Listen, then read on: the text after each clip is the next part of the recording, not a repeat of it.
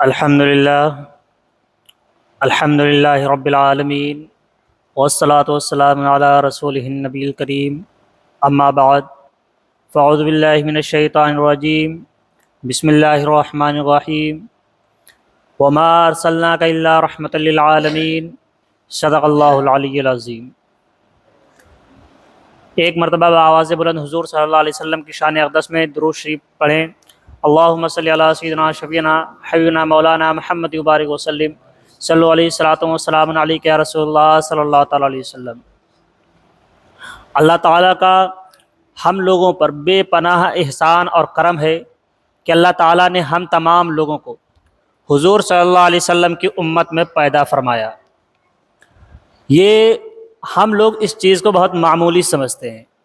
ہم لوگوں کو اس بات کا احساس ہی نہیں ہے کہ اللہ تعالیٰ نے ہم پر کتنا بڑا احسان و کرم کیا ہے۔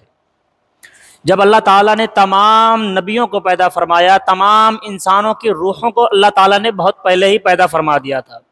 اللہ تعالیٰ نے تمام نبیوں کو، تمام انسانوں کی، حضرت آدم علیہ السلام سے لے کے جتنے بھی انسان دنیا میں آنے والے ہیں، تمام لوگوں کی روحیں جب پہلے تیار ہو گئیں، تب اللہ تعالیٰ نے ان لوگوں کو، جب یہ نبیوں کو معلوم پڑا کہ ایک نبی ایسے بھی آئیں گے جن کے پاس بہت ساری چیزیں ہوں گی، جو تمام نبیوں کے سردار ہوں گے، جن کے صدقے میں ساری کائنات بنائی جائے گی، تو تمام نبیوں نے خواہش کی تھی کہ اے رب تعالی ہمیں اس امت میں پیدا فرما دے، اس نبی کی امت میں ہمیں پیدا فرما دے، چاہے وہ حضرت نوح علیہ السلام ہو، حضرت ابراہیم علیہ السلام ہو، حضرت اسماعیل علیہ السلام ہو، حضرت موسیٰ علیہ السلام ہو، حضرت عیسیٰ علیہ السلام ہو۔ تمام نبیوں نے اللہ سے یہی دعا کی کہ ہمیں اس نبی کی امت میں ہی پیدا فرما دے، کیونکہ اللہ تعالیٰ نے ہم لوگوں پر اتنا بڑا احسان کر دیا کہ ہمیں حضور صلی اللہ علیہ وسلم کی امت میں پیدا فرمایا، اور حضور صلی اللہ علیہ وسلم کے توسل سے، حضور صلی اللہ علیہ وسلم کی رحمت کے صدقے میں اللہ تعالیٰ نے ہمیں بہت ساری چیزیں عطا کی ہیں۔ لیکن وہ کہتے ہیں نا کہ جب اللہ تعالیٰ نے ہمیں کچھ عطا کیا ہے تو اللہ تعالیٰ نے ہم پر کچھ ذمہ داریاں بھی رکھی ہیں۔ اللہ تعالیٰ نے باقی نبیوں کو بھیجا، حضرت نوح علیہ السلام کو بھیجا، حضرت ابراہیم علیہ السلام کو بھیجا، حضرت اسماعیل علیہ السلام کو بھیجا، لیکن وہ تبلیغ کرنے کی ذمہ داری، لوگوں کو صحیح راستہ دکھانے کی ذمہ داری صرف ان نبیوں تک محدود تھی۔ یعنی اس دور میں، ان نبیوں کے وقت میں، وہ نبی جن کو چنتے تھے صرف وہی لوگ تبلیغ کر سکتے تھے، وہی لوگ دین کی دعوت دے سکتے تھے، اور جب وہ لوگ جاتے تھے اس کے بعد یہ تمام دین کا کام رک جاتا تھا۔ لیکن اللہ تعالیٰ نے حضور صلی اللہ علیہ وسلم کو خاتم النبیین بنا کر بھیجا ہے۔ کیا بنا کر بھیجا ہے؟ خاتم النبیین، یعنی حضور صلی اللہ علیہ وسلم کے بعد نبوت کا دروازہ بند ہو گیا۔ اللہ تعالیٰ نے حضور صلی اللہ علیہ وسلم کو بھیجنے کے بعد میں نبوت کا دروازہ بند کر دیا کہ اب آپ کے بعد کوئی بھی نبی نہیں آئے گا، اب جو بھی ہے بس آپ ہی ہیں، اور آپ کے صحابہ ہیں، اور آپ کی امت ہے۔ اب اس کے بعد جب حضور صلی اللہ علیہ وسلم کو جب معلوم ہے کہ اب ہمارے بعد کوئی نبی نہیں آئے گا، تو آپ صلی اللہ علیہ وسلم نے یہ ذمہ داری اپنے تمام امتیوں کو عطا کر دی کہ جب تک قیامت آنے سے پہلے تک میری تمام امت، جس کو ایک بھی نیکی کی بات معلوم ہوگی، اس کو دوسرے تک پہنچانا فرض قرار دے دیا گیا۔ اگر آپ کو کوئی کسی نے ایک حدیث بتائی، آپ نے کسی مولانا سے، کسی عالم سے، کسی بڑے مفتی سے کوئی حدیث سنی، یا آپ نے کسی محفل میں جا کر کوئی نیکی کی بات سنی، اب اس کو سننے کے بعد میں آپ کو سب سے پہلے اس نیکی پر خود عمل کرنا ہے، اور اس کے بعد میں اپنے دوسرے بھائی کو بھی جا کر بتانی ہے۔ لیکن آج اس کا الٹا ہوتا ہے، آج ہم اس کا الٹا کرتے ہیں۔ اگر ہمیں کوئی نیکی کی بات بتاتا ہے تو اس کو ہم ایک کان سے سن کر دوسرے کان سے نکال دیتے ہیں، ہم اس چیز کو عمل میں نہیں لاتے ہیں۔ ہم تقریریں تو بہت سنتے ہیں، بیانات بہت سنتے ہیں، محفلیں بہت سنتے ہیں، لیکن عمل اس کا 1% بھی نہیں کرتے ہیں۔ جبکہ ہمیں یہ حکم دیا گیا ہے کہ جس بات کا ہمیں حکم پہنچ جائے، حضور صلی اللہ علیہ وسلم نے فرمایا کہ اگر کوئی شخص بیٹھا ہو، ٹیک لگائے، مسیری کی ٹیک لگائے بیٹھا ہو، اور اس کے پاس میرا کوئی حکم پہنچے اور وہ یہ کہہ دے کہ میں صرف قرآن کو مانتا ہوں، میں صرف قرآن کو مانتا ہوں، باقی ہمیں کسی چیز سے مطلب نہیں ہے، تو اس کا ایمان قابل قبول نہیں۔ اب ذرا غور کریں، یہاں پر حضور صلی اللہ علیہ وسلم نے ان لوگوں کے بارے میں کہہ دیا کہ جو انسان یہ کہہ دے کہ میں صرف قرآن کی مانوں گا، حدیث نہیں مانوں گا۔ لیکن ہمارا حال کیا ہے؟ ہم تو یہ بھی نہیں کہتے کہ ہم قرآن کی مانیں گے، ہمارا حال یہ ہے کہ ہم کہتے ہیں کہ ہمارے باپ دادا نے ایسا کیا ہے. آپ ذرا غور کریں، جب قرآن کے معاملات میں اللہ تعالیٰ کے رسول نے یہ کہہ دیا کہ جو صرف یہ کہے کہ میں صرف قرآن کو مانوں گا، نبی کی حدیث نہیں مانوں گا، تو اس کا ایمان قابل قبول نہیں. کیونکہ کلمے کی بنیاد کیا ہے؟ کلمہ کیا ہے؟ لا الہ الا اللہ محمد رسول اللہ. اگر کوئی شخص یہ کہے کہ میں لا الہ الا اللہ کہے تو وہ مسلمان نہیں ہوگا. کوئی انسان صرف لا الہ الا اللہ ساری زندگی بھی کہتا رہے تب بھی وہ مسلمان نہیں ہوگا. مسلمان کب ہوگا؟ وہ جب ساتھ میں یہ بھی کہے گا محمد الرسول اللہ. یعنی جب دونوں کلمے، دونوں چیزیں ایک ساتھ مانی جائیں گی تبھی انسان ایمان والا ہوگا. اسی لیے اللہ تعالیٰ نے قرآن مجید میں ارشاد فرمایا ہے یا ایھا الذین آمنوا اطیعوا اللہ واطیعوا الرسول، اے ایمان والو حکم مانو اللہ کا اور حکم مانو میرے رسول کا. اللہ تعالیٰ نے قرآن مجید میں ایک جگہ نہیں بلکہ کئی جگہ پر، کئی مقامات پر یہ ارشاد فرمایا کہ میرا حکم مانو اور میرے رسول کا حکم مانو. اب اللہ تعالیٰ کے رسول نے جب یہ بات بتا دی کہ اگر کسی کے پاس میرا کوئی حکم پہنچے تو اس کو اس پہ بھی عمل کرنی ہے اور قرآن پہ بھی عمل کرنی ہے. ایک مرتبہ حضرت ابو موسیٰ اشعری رضی اللہ تعالیٰ عنہ کو حضور صلی اللہ علیہ وسلم نے کہیں کا حاکم بنا کر، گورنر بنا کر جب بھیجنے لگے تو آپ نے حضرت موسیٰ اشعری رضی اللہ تعالیٰ عنہ سے پوچھا کہ اے ابو موسیٰ یہ بتاؤ کہ جب تم کوئی فیصلہ تمہارے سامنے آئے گا، کوئی مقدمہ تمہارے سامنے آئے گا تو تم فیصلہ کیسے کرو گے؟ تو حضرت ابو موسیٰ اشعری کہنے لگے کہ یا رسول اللہ صلی اللہ علیہ وسلم جب بھی میرے سامنے کوئی معاملہ پیش آئے گا، کوئی مقدمہ آئے گا تو سب سے پہلے میں اس کا حل قرآن پاک میں تلاش کروں گا. حضور صلی اللہ علیہ وسلم نے فرمایا کہ اگر اس کا حل تمہیں قرآن پاک میں نہ ملا تب کیا کرو گے؟ تو حضرت ابو موسیٰ اشعری رضی اللہ تعالیٰ عنہ فرمانے لگے کہ یا رسول اللہ صلی اللہ علیہ وسلم اس کے بعد میں آپ کے بیانات، آپ کے پیغامات یعنی آپ کی حدیث کی طرف رجوع کروں گا، آپ کی حدیثوں کو دیکھوں گا کہ ان میں کوئی حل مل جائے. حضور صلی اللہ علیہ وسلم نے فرمایا اگر اس میں بھی حل نہ ملے تو آپ نے فرمایا کہ اگر اس میں بھی حل نہیں ملے گا تو حدیث اور قرآن دونوں کو سامنے رکھ کر اس کے بعد میں اجتہاد پر یعنی ان معاملات میں اپنی طرف سے غور کروں گا جو ان قرآن پاک اور حدیث سے زیادہ مشابہ رکھتے ہوں گے، ان معاملات سے فیصلہ کروں گا.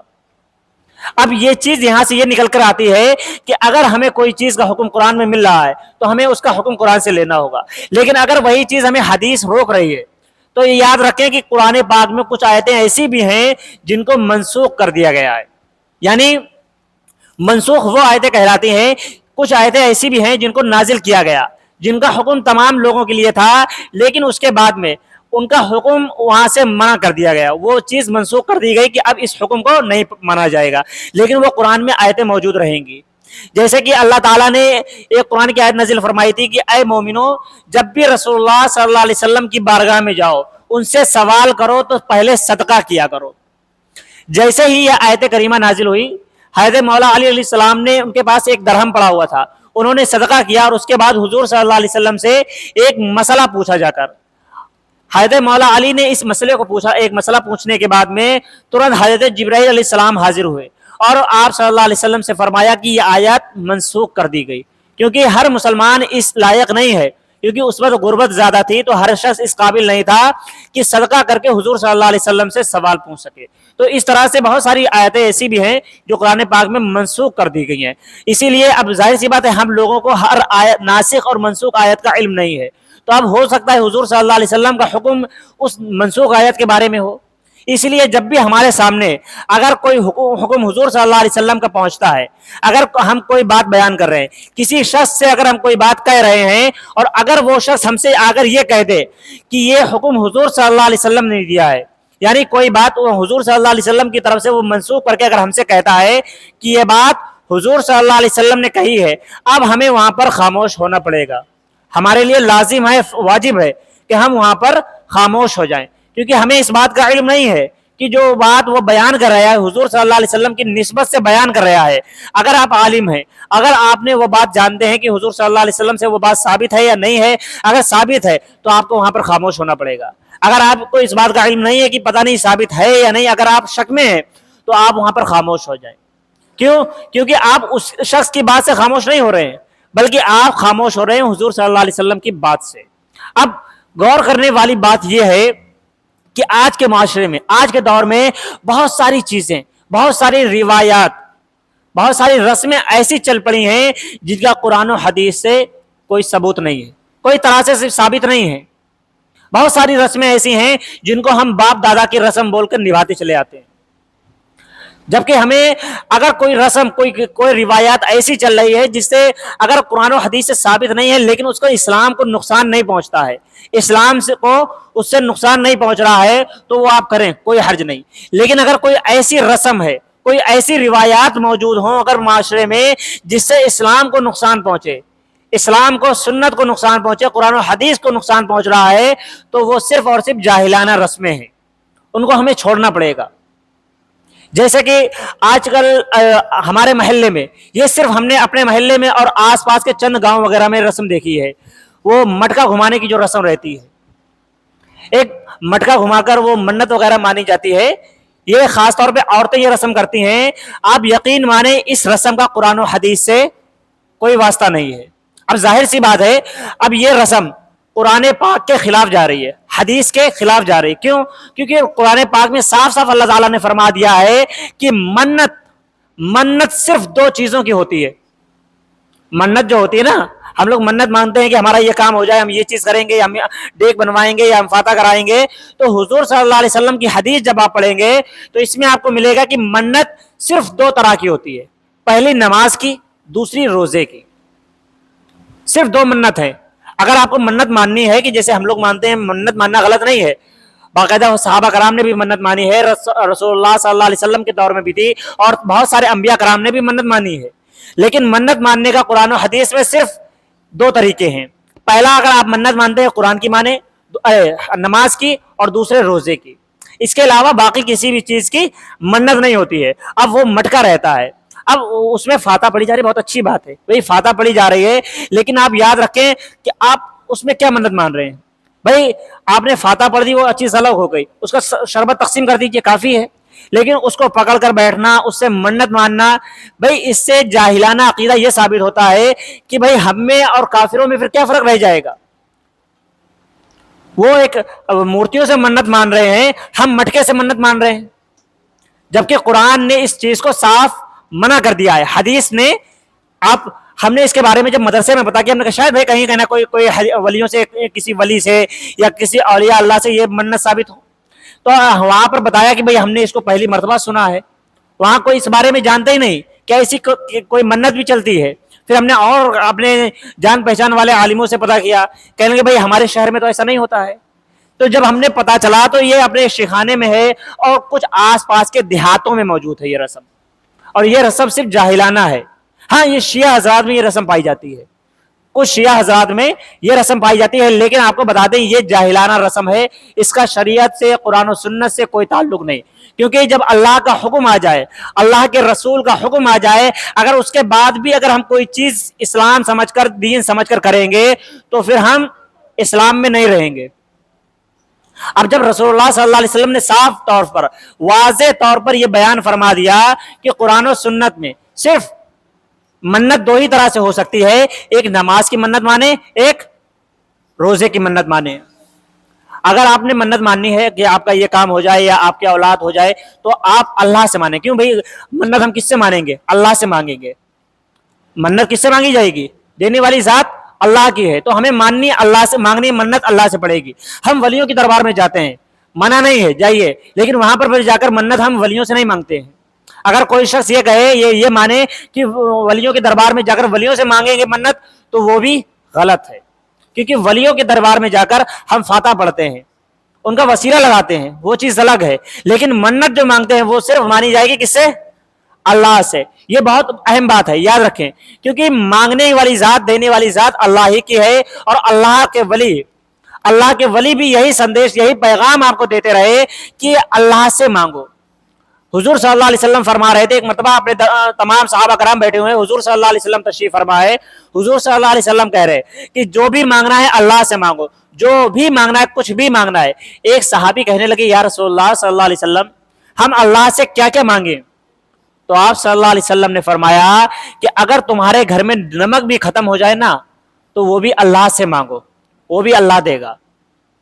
اب سوچیں ذرا، جب حضور صلی اللہ علیہ وسلم کا صاف طور پر پیغام ہمارے پاس پہنچ چکا ہے اور ہمارے علماء کرام اس بات کو اسٹیجوں سے، مجلسوں سے اور تمام ذریعوں سے آپ لوگوں تک یہ بات پہنچا رہے ہیں کہ جو بھی منت ماننی ہے ہمیں اللہ سے مانگنی ہے، کوئی بھی چیز اگر ہمیں ضرورت ہے تو ہمیں اللہ سے مانگنی ہے۔ اگر آپ کو کسی بھی چیز کی ضرورت ہو، پہلے آپ اس کا سوال اللہ سے کریں۔ آپ کو پیسوں کی ضرورت ہے، اللہ سے پہلے اس کا سوال کریں، پھر اللہ اس کے ذریعے پیدا فرمائے گا۔ بھائی اللہ نے ذریعے پیدا فرمائے ہیں، کاروبار آپ کریں گے یا آپ کے کاروبار مشاغل ہیں یا جو بھی چیزیں ہیں وہ اللہ کے ذریعے ہی پہنچے گا، لیکن آپ جب سوال کریں گے نا، کیونکہ اللہ تعالیٰ مانگنے والوں سے بہت خوش ہوتا ہے۔ جب بندہ اللہ تعالیٰ سے سوال کرتا ہے نا، اور آپ دنیا میں دیکھیں، اگر آپ دنیا میں کسی شخص سے مانگتے ہیں، ایک مرتبہ مانگیں گے وہ دے دے گا، 2 مرتبہ مانگیں گے وہ دے گا، تیسری یا چوتھی مرتبہ مانگیں گے وہ جھلا جائے گا، کھسیا جائے گا کہ تم نے تو روز کا بنا لیا، بار بار مانگ رہے ہو۔ لیکن اللہ تعالیٰ خوش ہوتا ہے، اللہ تعالیٰ روز رات میں آدھی رات کے بعد میں اللہ تعالیٰ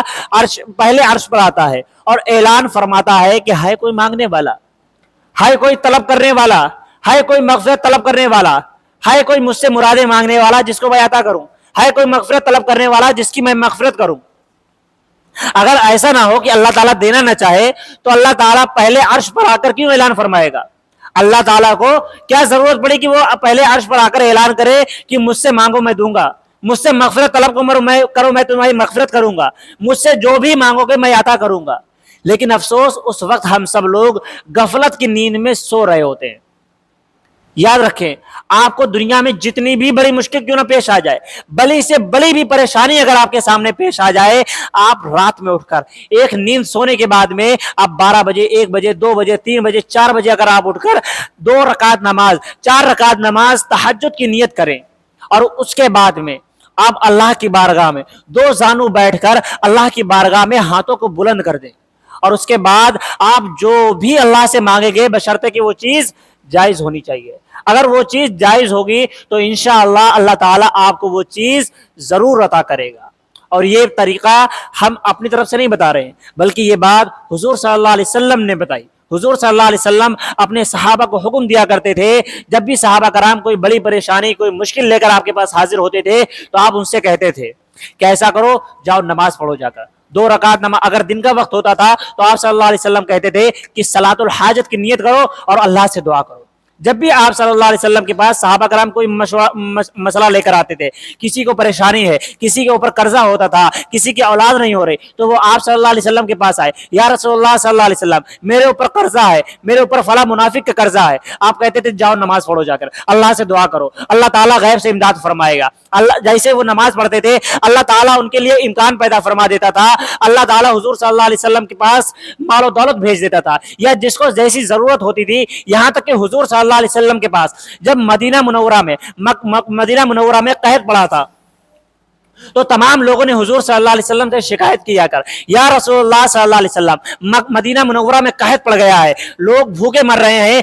باغات سوکھ چکے ہیں، آپ اللہ سے دعا کر دیں۔ اب حضور صلی اللہ علیہ وسلم نے وہاں پر کیا فرمایا؟ حضور صلی اللہ علیہ وسلم چاہتے تو ایسے بھی بارش ہو جاتی، لیکن حضور صلی اللہ علیہ وسلم کو ایک درس دینا تھا۔ حضور صلی اللہ علیہ وسلم پیغمبر ہیں، وہ پیغام دینے کے لیے آئے ہیں، تو ان کا پیغام کیا تھا کہ جب بھی ہمیں ضرورت پڑے گی ہم نماز کے ذریعے سے، روزے کے ذریعے سے، قرآن کے ذریعے سے اللہ سے مدد مانگ سکتے ہیں۔ حضور صلی اللہ علیہ وسلم نے کیا کہا؟ حضور صلی اللہ علیہ وسلم نے فرمایا اے میرے صحابہ آؤ نماز پڑھتے ہیں۔ حضور صلی اللہ علیہ وسلم نے اللہ کی بارگاہ میں نماز ادا کری، اس کے بعد ہاتھوں کو بلند کیا، اللہ سے دعا کی۔ حضور صلی اللہ علیہ وسلم کے ہاتھ ابھی نیچے بھی نہیں آئے تھے، دعا کر کے حضور کے ہاتھ نیچے بھی نہیں آئے تھے، کیا دیکھتے ہیں کہ مدینے میں چاروں طرف بادل چھا گئے اور اتنی زوردار بارش ہوئی، لگاتار 7 دنوں تک بارش ہوتی رہی۔ 7 دن، یعنی جمعے کے روز دعا کی گئی تھی اور لوٹ کر جمعے کا دن آ گیا، صحابہ کرام پھر آئے، یا رسول اللہ صلی اللہ علیہ وسلم آپ دعا کر دیں، اگر آپ دعا نہیں کریں گے ایسا لگتا ہے یہ بارش ساری زندگی ہوتی رہے گی۔ اس کے بعد حضور صلی اللہ علیہ وسلم نے پھر نماز پڑھی اور پھر ہاتھوں کو بلند کیا اور مدینے کے اوپر سے بادل چھٹ گئے۔ تو آپ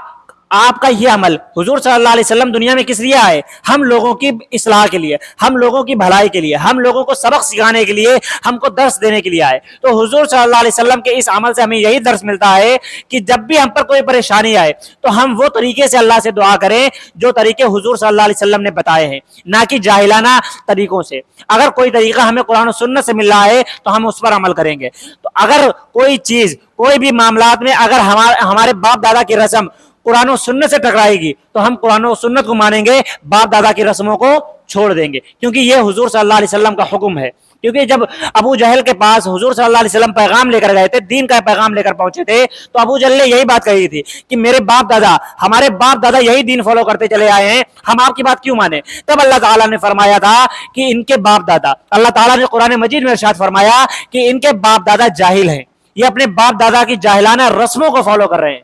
جاہلانہ رسموں کو مان رہے ہیں۔ تو ہمیں اگر کوئی چیز، اگر کوئی بھی روایت، کوئی بھی رسم قرآن و سنت سے ٹکرائے گی تو ہم اس کو چھوڑیں گے، بلکہ قرآن و سنت کو فالو کریں گے۔ یہ چیز ہمیں حضور صلی اللہ علیہ وسلم نے فرمائی ہے اور اس پر ہمیں عمل بھی کرنا چاہیے۔ اللہ تعالیٰ کہنے سننے سے عمل کرنے کی توفیق عطا فرمائے۔ آپ لوگ سنت ادا کر لیں۔